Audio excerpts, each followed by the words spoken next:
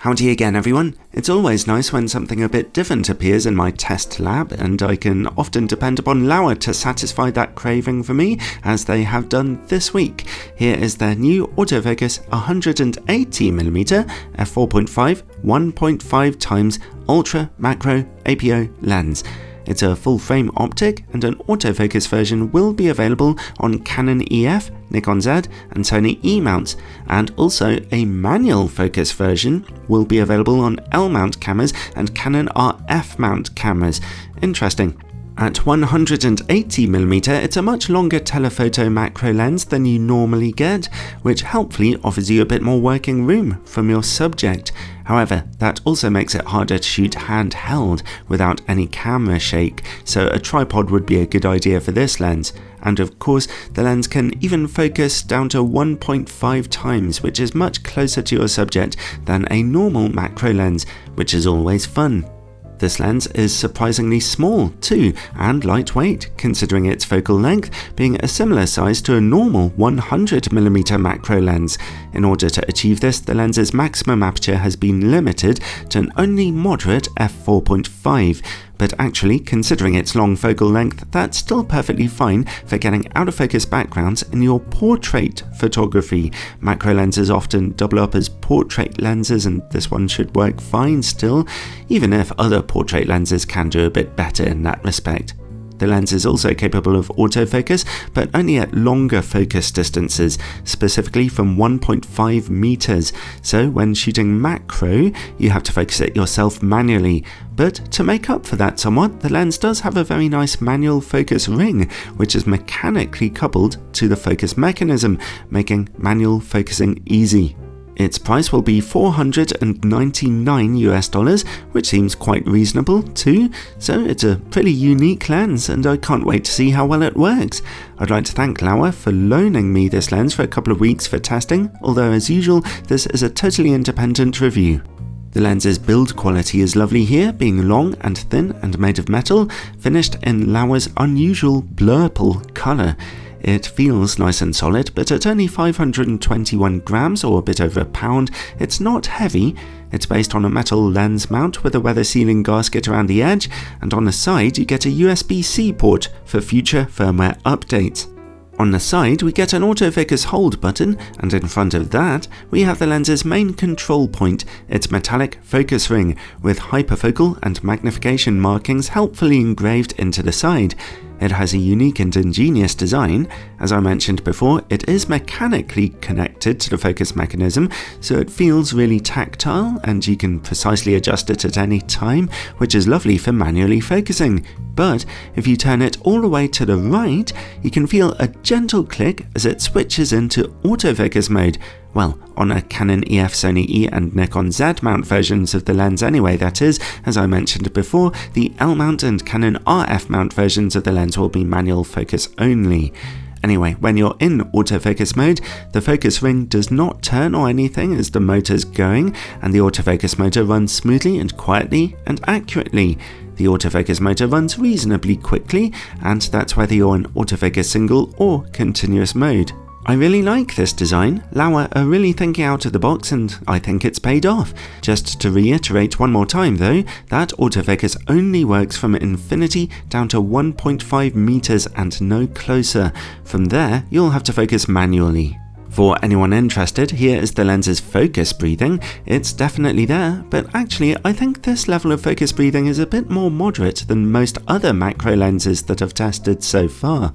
My Sony E-mount copy of the lens's aperture was controlled by the camera, and so the lens does not have an aperture ring. It comes with a metallic hood though, in that same blurple colour, and the lens's front filter size is 62mm.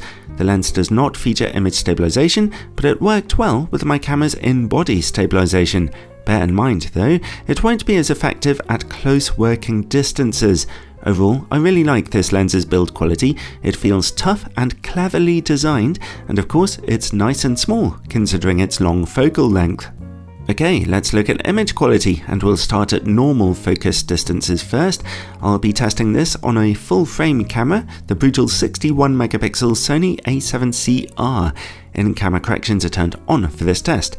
If you want full frame images zoomed into the 42 megapixel ratio of my older reviews, by the way, for comparison purposes, then you can find a link to a special unlisted video in the description below.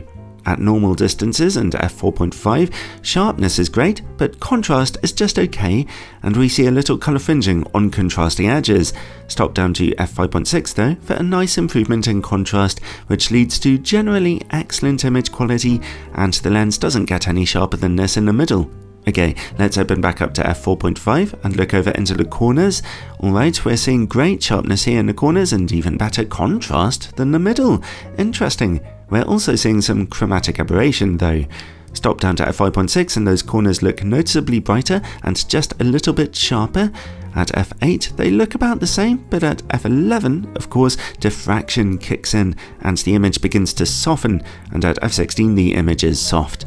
Considering we're testing the lens on the toughest full-frame sensor available today, that's a good enough result. It would have been nice to see a slightly punchier image in the middle at f4.5, but picture quality is more than good enough here really. Okay, what about at that very close 1.5 times magnification though? Let's see with a close-up picture of this banknote. The good news is that at f4.5, close-up image quality is fantastically sharp with even better contrast than we saw at normal distances, and that's great to see. Picture quality at f5.6 is about the same. Stop down to f8 though, and as you can see, diffraction is setting in early at the much closer focus distance, and already we are seeing softness. That's technically not the fault of the lens though, there's simply no getting around diffraction, especially at close focus distances. For anyone interested, here's f11, very soft, and the lens only gets softer as you stop down further.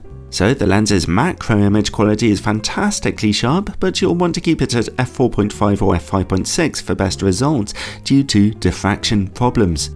Alright, let's turn off in-camera corrections and take a look at distortion and vignetting. The lens projects only a small amount of pincushion distortion here. At f4.5, vignetting is noticeable in the corners. Stop down to f5.6 though, and it quickly goes away. This Laowa lens is performing well so far, but I managed to find a weakness when it comes to work against bright lights. As you can see, when they get into the picture, there's a whole ton of flaring, so keep them away. When using the hood though, glaring from side light was never a problem in my tests. Next, bokeh. Macro lenses like this double as portrait lenses, and even at only f4.5, the long focal length of 180mm means that you can get some nicely out of focus backgrounds here, and in my opinion they look gorgeous, really lovely and soft with no weird issues going on. And finally, related to bokeh, let's look for longitudinal chromatic aberration. Laowa have designated this an APO, or some might say APO, apochromatic lens, and that mostly bore out in my tests as colour fringing around bokeh highlights is quite low here, even at f4.5. At f5.6 and f8, anything that was there is now gone. Okay, cool. What a very interesting lens that was, and I liked it actually. The Laowa AF 180mm f4.5 1.5 times Ultra Macro APO might have pretty unusual parameters with only a moderate aperture and only limited autofocus, but don't underestimate it. It's a high quality optic, and being so small and light, it works really nicely and is easily capable of getting beautiful pictures at a long focal length, and all at quite a reasonable price. If you can get your head around it, then actually I recommend this lens, as it's useful and pretty enjoyable to use, but obviously not one for everyone.